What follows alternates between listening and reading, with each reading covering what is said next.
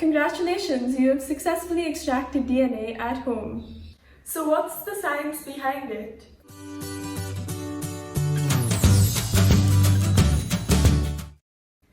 A cell consists of three parts: the cell membrane, which is the outermost layer, the cytoplasm, and the nucleus. If you zoom into the nucleus, you can see that the nucleus is also surrounded by a layer, and this is known as the nuclear membrane. DNA strands are present inside the nucleus of the cell. Plant cells, but not animal cells, have an additional rigid cell wall around the outside of the cell. This is why, in the experiment, we actually mash up the strawberries because this helps break open the cell wall and release the contents of the cell.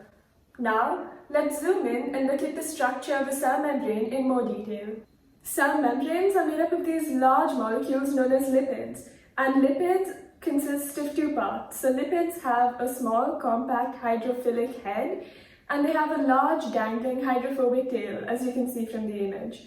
Hydrophilic means attracted to water, and hydrophobic means water repellent. This head and tail structure of lipids allows them to arrange as large two-layer sheets when they are in water. The sheet structure allows the hydrophilic heads to be exposed to the water, while the hydrophobic tails can be tucked into the interior of the sheet. Soap molecules are also lipids, but with one key difference. The hydrophilic head is a little bit more able to dissolve in water, yet they still have a hydrophobic water-hating tail. So what exactly does this mean? This means that these soap molecules are both lipid enough to mix with the lipids of the cell membrane, but at the same time they are water enough to mix with the water that surrounds the cell membrane. And because they can mix with both water and lipids, they move into the membrane and break them apart into greasy, soapy bubbles. Therefore, in our experiment, we add the dish soap to help break apart the cell membrane in a process known as lysing.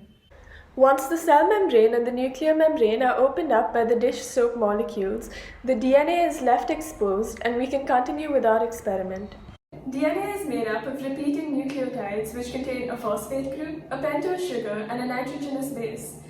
DNA's sugar-phosphate backbone actually has a negative charge associated with it, and this allows the DNA to easily dissolve in water.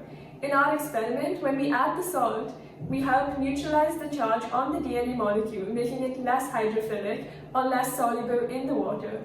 The salt also serves an additional purpose, which is to help remove the proteins which are bound to the DNA and to keep these proteins dissolved in the aqueous layer so that they can't precipitate in the alcohol along with the DNA. And now for the last part. Why did we have to add the alcohol? So DNA does not dissolve in alcohol, and adding the alcohol causes the DNA to precipitate. And when DNA comes out of solution, it tends to clump together, forming the fine white strands that you can see. Here's a fun fact.